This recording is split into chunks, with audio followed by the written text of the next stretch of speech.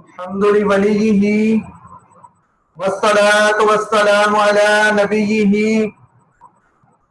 أما بعد فأعوذ بالله من الشيطان الرجيم بسم الله الرحمن الرحيم رب اشرح لي صدري ويسر لي أمري واحلل عقدة من لساني يفقهوا قولي۔ میرے نہایتی واجب الاحترام سامعین کرام، اللہ تبارک و تعالیٰ کے فضل و عنایت سے آج ہم سورہ رحمان کے دوسرے رکوع کی ترجمہ و تفسیر کرنے کی سعادت حاصل کریں گے۔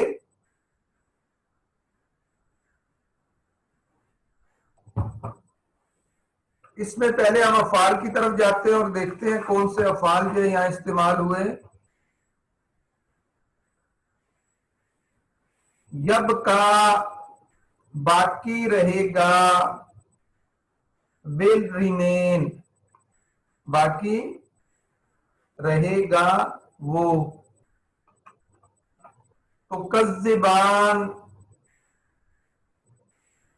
جٹلاتے ہیں یا جٹلاتے ہو تم دونوں۔ یو بوتھ ڈینائی، یسألہ سوال کرتا ہے مانگتا ہے وہ۔ یسألو مانگتا ہے وہ، اگر آگے ہو ضمیر آئے تو اس سے اچھا یسألو مانگتا ہے وہ، آسک ہم۔ اچھا نفرخ ہم متوجہ ہوں گے، we will attend۔ استطعتم طاقت رکھتے ہو تم، استطعتم طاقت رکھتے ہو تم۔ تنفذو نہیں نکل سکتے تم، یو کین ناٹ پاس۔ یرسلو بھیجے جاتے ہیں وہ۔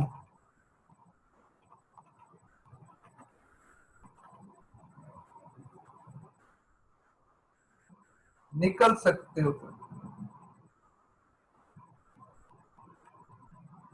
اگر اس کے شروع میں لا لگا دیں تو پھر کیا آئے گا؟ نہیں نکل سکتے۔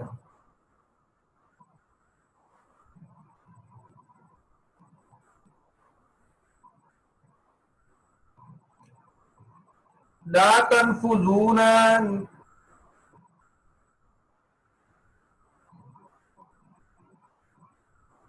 نہیں نکل سکتے ہیں وہ۔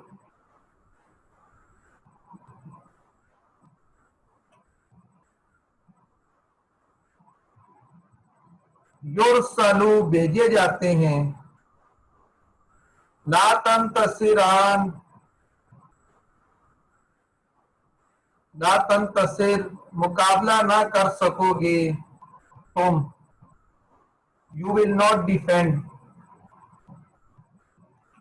ان شکت پھٹ جائے گی، ان شکت پھٹ گئی، split۔ کانت ہو جائے، it becomes۔ یسألو پوچھا جائے گا، will be asked۔ یعرف پہچانے جائیں گے، will be known۔ یؤخذ پکڑا جائے گا، will be seized۔ یکذب جٹلاتے ہیں، یکذب جٹلاتے ہیں، جٹلاتا ہے وہ۔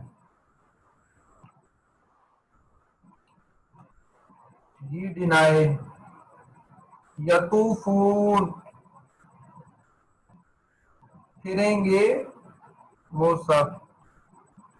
دے ول گو اراؤنڈ چکر لگانے کو کہتے ہیں، طواف سے ہے یہ۔ اسماء میں کل سب، ایوری ون ہر ایک کے لیے بھی آتا ہے، ہر ایک کے لیے، سب کے لیے۔ پانن پناہ، وجہ ذات، ذو صاحب والا، الجلال جلالت والی، جلال والی۔ اکرام عظمت، اعلی نعمتیں فیور، شاہ کام، ایوہا ایو اے ایوہا اے او یو خطاب کے لیے آتا ہے. ثقلین دو باری قافلے یا دو باری گروہ، قافلے کو بھی کہتے ہیں گروہ کو بھی کہتے ہیں، کلاسز کے لیے بھی آتا ہے. معاشرہ جماعت اسمبلی، انس آدمی، اقطار کنارے، سلطان غلبہ، شواذ شعلے شعلے فلیم، نعاس دھواں، وردہ سرخ، وردہ پھول کے لیے آتا ہے، سرخ پھول ہوگا یا صرف پھول کے لیے استعمال ہوگا. دہان تیل،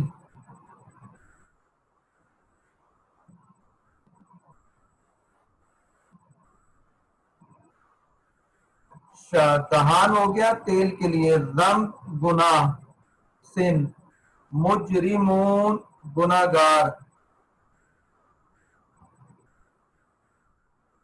سیما چہرے، نواسی پیشانی کے بال، پیشانی کے بال.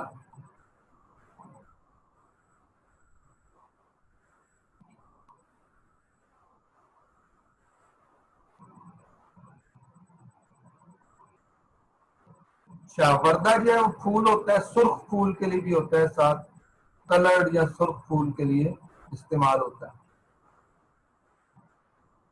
سرخ بھی ہوتا ہے اور پھول کے لیے بھی ہوتا ہے.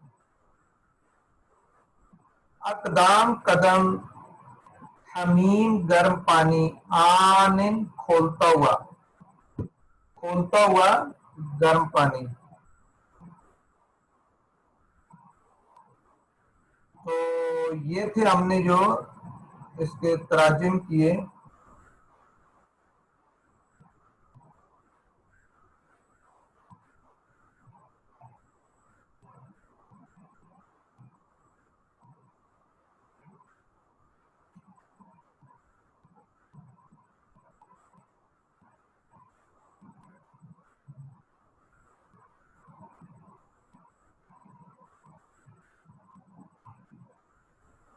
اب ہم اس کے ترجمہ اور تفسیر کی طرف آتے ہیں. جیسے سورہ کے آغاز میں ہم نے دیکھا کہ اس میں جنوں انس سے جو ہے وہ خطاب کیا گیا، مختلف نعمتوں کا جو ہے وہ ذکر کیا گیا، اور اس کے ساتھ جو ہے وہ اب یہاں دوسرے رکوع میں جو ہے وہ آتا ہے کلو من علیہا فان، کل جو بھی، ہر ایک، تمام، من جو، علیہا اس پر ہے، اس پر کیا، زمین پر، جو بھی اس زمین پر ہے، فانن فنا ہونے والا ہے. یعنی زمین پر جتنی مخلوق ہے وہ ساری مخلوق جو ہے وہ کیا ہے، فنا ہونے والی ہے، ختم ہونے والی ہے. اچھا جب یہ ختم ہوگی تو کیا باقی رہے گا، وَيَبْقَى وَجْهُ رَبِّكَ، وَيَبْقَى اور باقی رہے گا، وَجْهُ رَبِّكَ تیرے رب کی ذات. دیکھیں وجہ کا اب ہم ترجمہ نہیں کریں گے اردو میں، اور وجہ یا ذات کے لیے استعمال ہوگا. ویسے اس آیا مبارکہ سے ہٹ کر وجہن کو دیکھیں تو یہ چہرے کے لیے استعمال ہوتا ہے، لیکن اللہ تبارک و تعالی جسمانی اعضاء سے پاک ہے، تو لہذا ترجمہ کرتے ہوئے ان چیزوں کا جو ہے وہ خیال رکھا جاتا ہے. تو اس کا جو ہے تمہارے رب کی ذات جو ہے وہ باقی رہے گی. اس رب کی صفت بتائی ذل جلال والاکرام، اور وہ ذات کیسی ہے، عظمت والی اور بزرگی والی ہے. ذو کیا ہوتا ہے، والی، الجلال کیا ہو گیا، عظمت، اکرام بزرگی، عظمت اور بزرگی والے تمہارے رب کی ذات جو ہے وہ باقی رہے گی، باقی سب کچھ ختم ہو جائے گا۔ فَبِأَيِّ آلَاءِ رَبِّكُمَا تُكَذِّبَانِ، فَبِأَيِّ پس کس اعلیٰ نعمتوں کو، یہ جمع ہے نعمتوں، نعمت کی جمع، ربکما تمہارے رب، کما تسنیہ ہے جو جنوں انس دونوں کے لیے استعمال ہوا، تکذبان جٹلاؤ گے تم دونوں، یعنی جنوں انس دونوں سے خطاب ہے۔ یسألہ من فی السماوات والارض، یسألو سوال کرتا ہے، مانگتا ہے، ہو اس سے یعنی رب سے، اللہ تبارک و تعالیٰ کی ذات سے، من جو فی السماوات آسمانوں میں ہے، والارض اور زمین میں ہے، یعنی زمین و آسمان میں جو بھی چیز ہے وہ اللہ رب العزت جو ہے اس سے کیا کرتے ہیں، سوال کرتے ہیں، جو ذوالجلال والاکرام ہے، ذوالجلال والاکرام ذات سے۔ کل یوم ہوا فی شأن، وہ ہر دن کسی کام میں ہے، کل یوم ہر دن، ہوا وہ، فی شأن کسی کام میں ہے۔ تو اب ان آیات میں بتایا جا رہا ہے کہ آسمان میں رہنے والے فرشتے ہوں یا زمین پر بسنے والے جن، انسان یا اور کوئی مخلوق، الغرض کوئی بھی اللہ تعالیٰ سے بے نیاز نہیں، بلکہ سب کے سب اس کے فضل کے محتاج ہیں، اور زبان حال اور کال سے اسی کی بارگاہ کے سوالی ہیں۔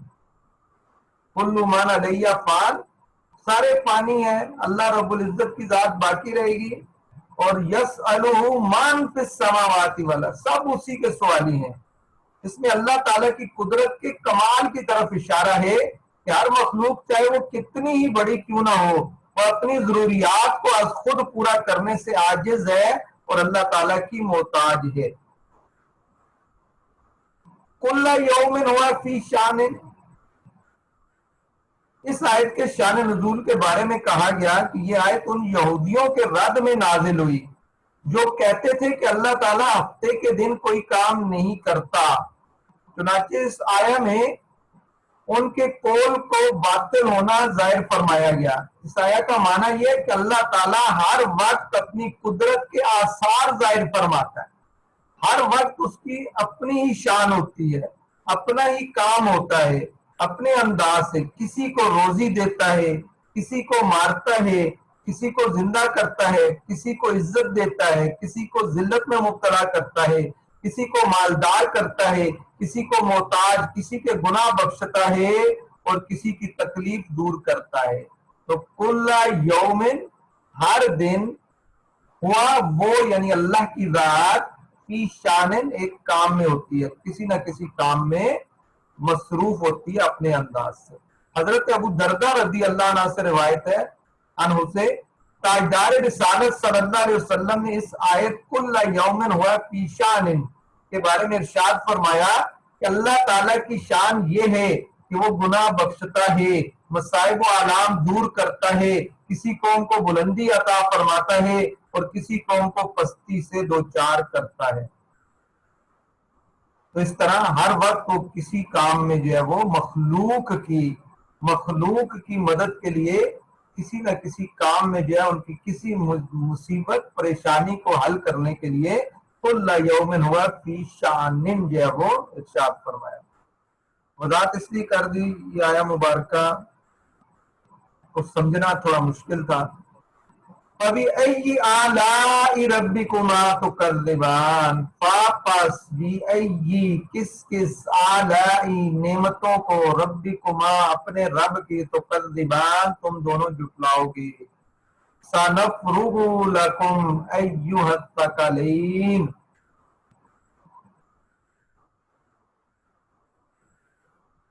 ان قریب نفرغو کسرت کریں گے ہم، لکم تمہارا، ایوہ الثقلین اے دو گروہ خطاب کے لیے ہے، اے دو گروہ جنوں اور انسانوں کے گروہ، ان قریب تمہارا کیا کسرت کریں گے۔ اس آیت میں اللہ تعالیٰ نے جنوں اور انسانوں کو خوف دلاتے ہوئے ارشاد فرمایا کہ جنوں انسان کے گروہ ان قریب ہم تم سے حساب لینے اور تمہیں تمہارے اعمال کی جزا دینے کا قصد کریں گے. اس طرح جو ہے اس کو قصد فرمایا. فَبِأَيِّ آلَاءِ رَبِّكُمَا تُكَذِّبَانِ پس کس کس نعمتوں میں سے کس کس نعمت کو تم دونوں جھٹلاؤ گے. یا معاشر الجن والانس یہاں ڈائریکٹ جو ہے وہ خطاب کر دیا. معاشر کس کو کہتے ہیں؟ گروہ کو. اے جنوں انس کے گروہ ان استطعتم ان تنفذوا من اقطار السماوات والارض. تنفذو کیا ہوتا ہے؟ نکل جانا یہاں سے. نفذا نفذ نکلنا. کہ اگر تم استطاعت رکھتے ہو کہ ان تنفذو نکل جاؤ من اقطار کیا ہوتا ہے؟ کنارے. زمین و آسمان کے کناروں سے تم نکل جاؤ. تنفذو بس نکل جاؤ. اگر تم نکلنے کی استطاعت رکھتے ہو تو نکل جاؤ. لیکن پھر کیا فرما دیا؟ لا تنفذون الا بسلطان. اور تم جہاں بھی نکل کر جاؤ گے وہاں اسی کی سلطنت ہے. لا تنفذون نہیں نکل سکتے مگر اس سلطان کے ساتھ. یعنی جہاں بھی نکل کے جاؤ گے وہاں اسی کی کیا ہے؟ بادشاہی ہے، سلطنت ہے. یعنی اللہ تبارک و تعالی کی بادشاہت سے، اس کی جو ہے وہ ملک سے، اس کی جو بھی جو ہے وہ کیا ہے زمین و آسمان میں اس کی قدرت ہے، اس سے تم باہر نہیں جا سکتے. تو لہذا ان احکامات کو ماننا اور ان پہ عمل کرنا تمہارے لیے ضروری ہے کہ جب نکل نہیں سکتے تو پھر اللہ تبارک و تعالی جو ہے اس کے احکامات پہ عمل کرو گے تو جنت میں جاؤ گے، اور نہیں مانو گے تو دوزخ میں جاؤ گے. اس آیت میں اللہ تعالیٰ نے جنوں اور انسانوں سے خطاب کرتے ہوئے فرمایا کہ اگر تم میری قضا سے بھاگ سکتے ہو، میری سلطنت اور میرے آسمانوں اور زمین کے کناروں سے نکل سکتے ہو، ان سے نکل جاؤ اور اپنی جانوں کو میرے عذاب سے بچا لو. لیکن تم اس بات پر قادر ہو ہی نہیں سکتے کیونکہ تم جہاں بھی جاؤ گے وہیں میری سلطنت ہے. یہ حکم جنوں اور انسانوں کو کا عجز ظاہر کرنے کے لیے. تم عاجز ہو، تمہیں اللہ کی بات لازمی کیا ماننی پڑے گی. فَبِأَيِّ آلَاءِ رَبِّكُمَا تُكَذِّبَانِ پس کس نعمتوں میں سے کس کس نعمت کو تم جھٹلاؤ گے. یُرْسَلُ عَلَيْكُمَا شَوَاظٌ مِّن نَّارٍ بھیجا جائے گا. یُرْسَلُ بھیجا جائے گا. عَلَيْكُمَا تم دونوں پر. شَوَاظٌ خالص شعلہ. خالص شعلہ آگ کا خالص شعلہ جو ہے تم پر بھیجا جائے گا. وَنُعَاسٌ اور دھواں بھیجا جائے گا. یعنی بغیر شعلے والا کالا دھواں بھیجا جائے گا. فَلَا تَنْتَصِرَانِ تو تم جو ہے وہ مدد نہیں کیے جاؤ گے. یعنی ایک دوسرے کی مدد نہیں کر سکو گے. جب اللہ کا یہ عذاب آگ کا عذاب نازل ہوگا، خالص آگ، ایسے نہیں آگ ہو تو اس میں دھواں، خالص آگ ہوگی اور خالص دھواں ہوگا، وہ تم پہ بھیجا جائے گا اور تم جو ہے اس آگ میں جل جاؤ گے. یہ ارشاد فرمایا ہے کافرو جن اور انسان قیامت کے دن جب تم قبروں سے نکلو گے تو تم پر آگ کا بغیر دھوئیں والا خالص شعلہ اور بغیر شعلے والا کالا دھواں بھیجا جائے گا.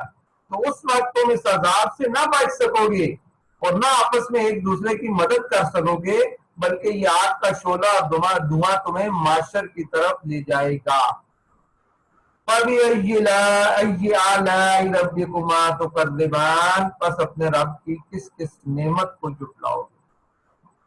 فَإِذَا انشَقَّتِ السَّمَاءُ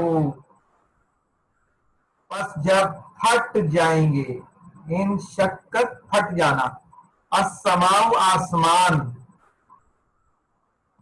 جب آسمان پھٹ جائے گا تو فَكَانَتْ وَرْدَةً تو وہ ہو جائے گا بردہ. بردہ کس کو کہتے ہیں؟ گلاب کے پھول کو. پھول کو کہتے ہیں خاص طور پر گلاب کے پھول کی جاتا ہے. تو آسمان پھٹ جائے گا اور گلاب کے پھول جیسا سرخ ہو جائے گا، اس لیے اسے کہتے ہیں وردہ، سرخ پھول. تو گلاب کے سرخ پھول کی طرح پھٹ کر سرخ پھول کی طرح ہو جائے گا. کب دھیان، جیسے سرخ چمڑا. دھیان کس کو کہتے ہیں؟ سرخ چمڑے کو، جیسے کہ سرخ چمڑا ہو جائے گا. ارشاد فرمایا کہ جب قیامت کے دن آسمان اس طرح پھٹ جائے گا کہ جگہ جگہ سے چیرا ہوا ہوگا، اور اس کا رنگ گلاب کے پھول کی طرح اور ایسا سرخ ہوگا جیسے بکرے کی رنگی ہوئی کھال ہوتی ہے. یہ ایسا ہولناک منظر ہوگا جسے بول کر بیان نہیں کیا جا سکتا. یہ مناظر جو اس کے ہوں گے. فَبِأَيِّ آلَاءِ رَبِّكُمَا تُكَذِّبَانِ، پس اپنے رب کی کس کس نعمت کو تم جھٹلاؤ گے. اس طرح جو ہے یہاں لفظ کے وردہ ہوا جو سرخ چمڑے کے لیے استعمال ہوتا ہے.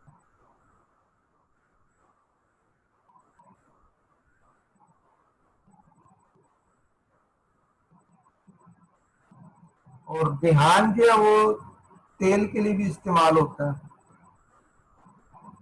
تو برحال یہاں سرخ چمڑے کے لیے بھی استعمال ہوا ہے.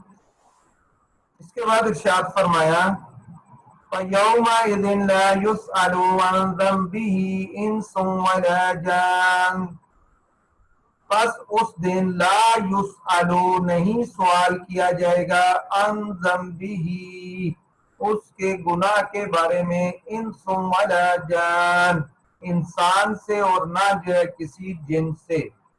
یعنی اس دن کسی آدمی اور جن سے اس کے گناہ کے متعلق نہیں پوچھا جائے گا، کسی سے نہیں پوچھا جائے گا. آگے وضاحت آ رہی ہے کہ ان کے چہروں سے پتہ چل جائے گا. فَبِأَيِّ آلَاءِ رَبِّكُمَا تُكَذِّبَانِ، تو اپنے رب کی کس کس نعمت کو جھٹلاؤ.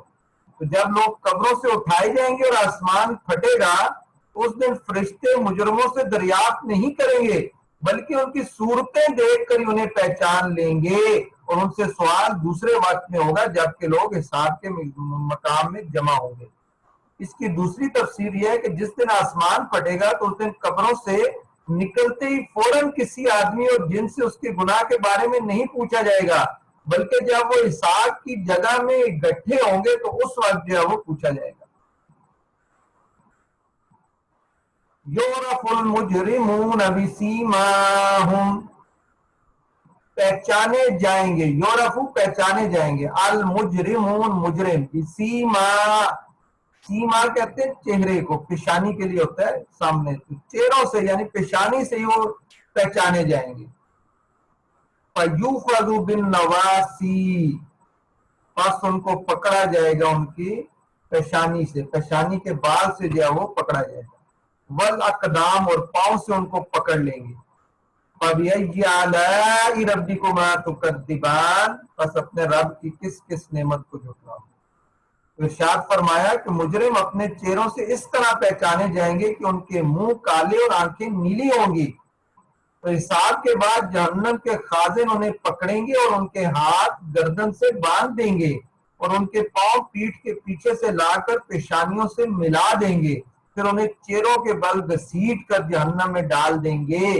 اور یہ بھی کہا گیا ہے کہ بعض مجرم پیشانیوں سے گھسیٹے جائیں گے اور بعض پاؤں سے گھسیٹے جہنم میں لے جائیں گے.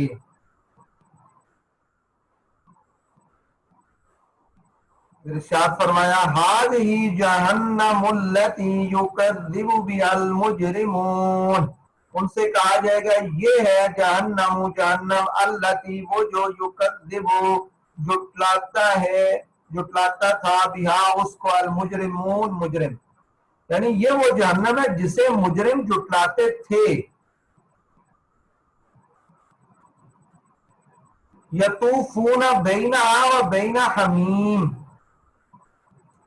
یطوفون چکر لگائیں گے، بینہا اس کے درمیان، و بین حمیم آن اور انتہائی کھولتے ہوئے پانی میں، یعنی جہنمی جہنم اور انتہائی کھولتے ہوئے پانی میں چکر لگائیں گے. فَبِأَيِّ آلَاءِ رَبِّكُمَا تُكَذِّبَانِ، تو اپنے رب کی کس کس نعمت کو جھٹلاؤ. اس کی ایک تفسیر تو یہ ہے کہ وہ جہنم جسے مجرم جٹلاتے تھے وہ ان سے دور نہیں بلکہ ان کے قریب ہے. دوسری یہ ہے کہ جب کفار جہنم کے قریب ہوں گے تو اس وقت جہنم کے خازن اس سے کہیں گے کہ یہ وہ جہنم ہے جسے تم دنیا میں جٹلاتے تھے. اور یطوفون کیا جہنمی چکر لگائیں گے. اس آیت میں جہنمیوں کا حال بیان کرتے ہیں کہ اللہ تعالیٰ نے فرمایا کہ جہنمی جہنم اور انتہائی کھولتے ہوئے پانی میں چکر لگائیں گے. اس کی ایک صورت یہ ہوگی کہ جب وہ جہنم کی آگ سے جل بن کر فریاد کریں گے تو انہیں اس جگہ لے جایا جائے گا جہاں کھولتا ہوا پانی کا چشمہ ہے. وہاں انہیں جلتا اور کھولتا ہوا پانی پلایا جائے گا. اور جب اس عذاب پر فریاد کریں گے تو انہیں اس جگہ لے جایا جائے گا جہاں آگ کا عذاب ہے. تو اس طرح جو ہے وہ چکر لگائیں گے. دوسری صورت یہ ہے کہ جہنمیوں پر بھوک کا عذاب مسلط کیا جائے گا. جب وہ کھانے کے لیے چیخیں گے تو انہیں توڑ کھلایا جائے گا اور وہ اس کے حلق میں چبھ جائے گا. تب پانی کے لیے شور مچائیں گے تو پھر انہیں وہاں لے جائے گا جہاں کھولتا ہوا پانی ہوگا. اس طرح جو ان کو وہ چکر لگائیں گے. یطوفون بینہا و بین حمیم آن. تو یہاں جو ہمارا یہ رکوع مکمل ہوا. اللہ تبارک و تعالیٰ سے دعا ہے کہ جو کچھ سنا اس پر عمل کرنے کی توفیق عطا فرمائے. وما علینا الا البلاغ.